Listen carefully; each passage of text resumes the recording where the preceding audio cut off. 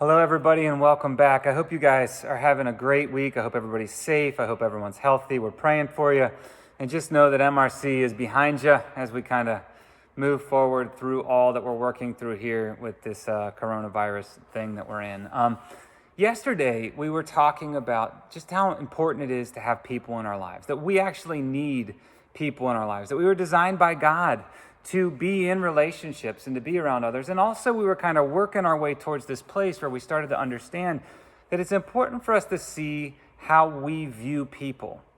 Because how we're viewing people, our perceptions really become our reality, and it really kind of feeds into our actions. And we look at what Jesus said, that we are to love God and love others, the two most important things we can do, then it's going to be a really big deal that we're loving on others as well. So this is important, especially as we kind of gather around this big truth that this whole series kind of revolves around, that life is about God and what He's doing, not us and what we want. Everything kind of comes down to what God's doing and trusting Him and centering on Him. And today we're going to start to really do some real heart check time work. We're going to really start to look inward and personalize where we're at in this area of loving others and how we view others being such a big deal. We ended yesterday's talk by introducing this idea that we need to view people the way that God does. So for the next 2 days, we're going to start looking at it. First thing we need to do then is see how we view others. It's a very important part of where we are. And then we're going to get to this place tomorrow where we're looking at how God views people and hopefully getting to a place where we can view others the way He does. We can figure out a lot about this by going back to the big truth that in the end, this is about God and what He's doing. Life is about God and what He's doing, not us and what we want. So I think we need to start by getting back to this idea of where we're at.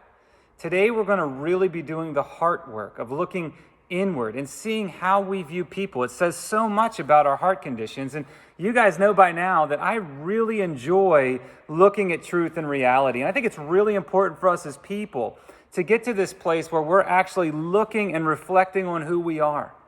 Getting to a place where we understand where we're at so that we can grow and move forward and do things the right way. I'm trying to set like a Guinness Book of World Records for most time using the same quote in a row in a series. And I keep going back to this one important quote that Pete Scazzaro uses in Emotionally Healthy Spirituality.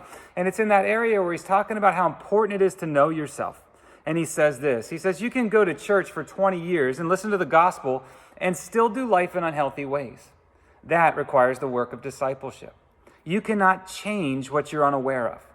This is why I get so excited when we start to really look and personalize what's happening in our lives. Because when we're aware of something, we can do something about it. It sounds like a simple thing, but it's such a big deal. Not a lot of people like truth, but we need to engage into this stuff so that we can grow into the people that God has created us to be. We can't change what we're unaware of.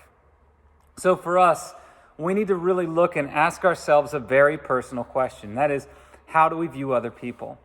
And I think there's a lot of generalities that we could speak of, but I want to look at two major ways that I think can kind of trigger to us that maybe life is about me and what I want rather than God and what He's doing when it comes to how I view others. So let's look at two ways that I think are pretty popular in how we view other people at times. So when life is about you and what you want rather than God and what He's doing, I think the first way that we can view people is to look at people as commodities.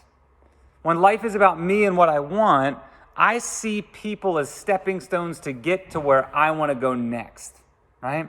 So I see people and everyone around me, they just kind of exist to get me where I want to go. So I don't go to church and go in to support the local church and serve and love on others. No. I'm going in there to network with the right people and to leverage myself in the best ways possible because people are my stepping stones. The church just becomes a leveraging point for me to move forward in a new way, and to be seen by the right people that I'm there. Like people and the church and every area around me just seems to be my way to get somewhere else, and it's amazing. But when life is about me and what I want, I just can't see the value of people. I don't see the hearts of those around me. Those people are just there for me to leverage to get where I want to go next.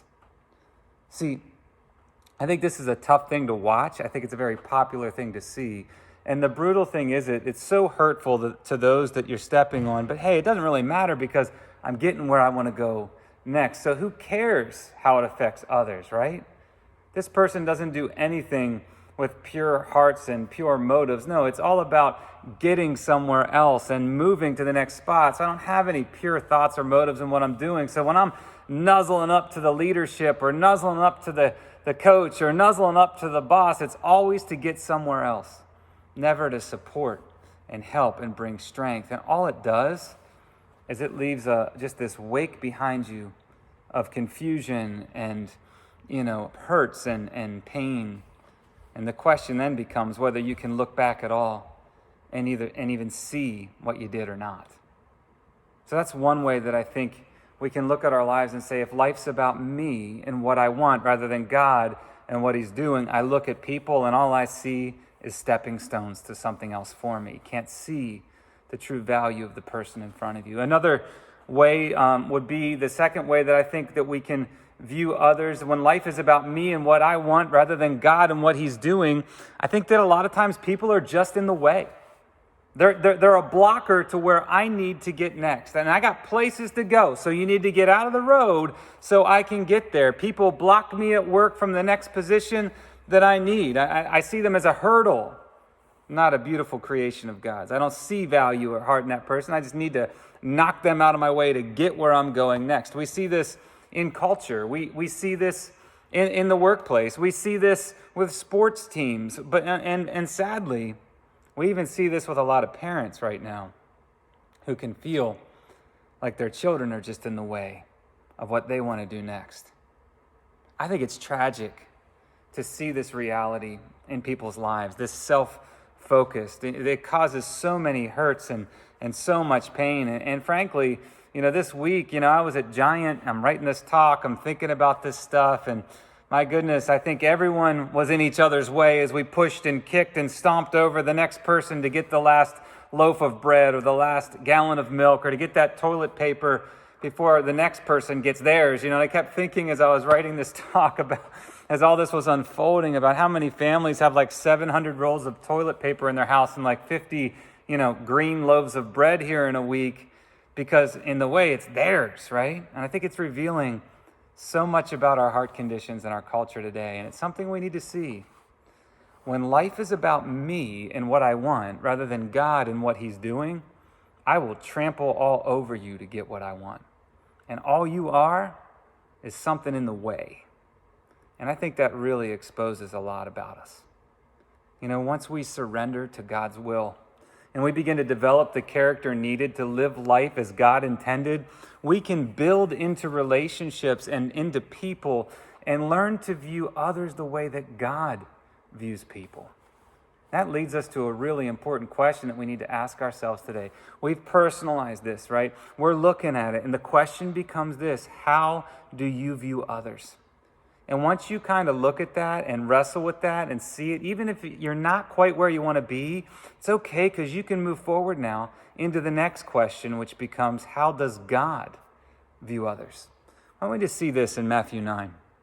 Then Jesus made a circuit of all the towns and villages. He taught in their meeting places, reported kingdom news, and healed their diseased bodies, healed their bruised and hurt lives. When he looked out over the crowds, his heart broke. So confused and aimless they were, like sheep with no shepherd. What a huge harvest, he said to his disciples.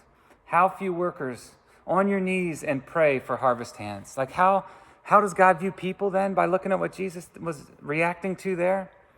He loves us so much that his heart breaks as he watches us walk through tough times and get dinged up as we battle through life. Did you see that? When Jesus looked out over the crowds, his heart broke. He saw confusion, he saw hurts, he saw how aimless they were with sheep, like sheep with no shepherd. As we walk through today, I want you to reflect on that.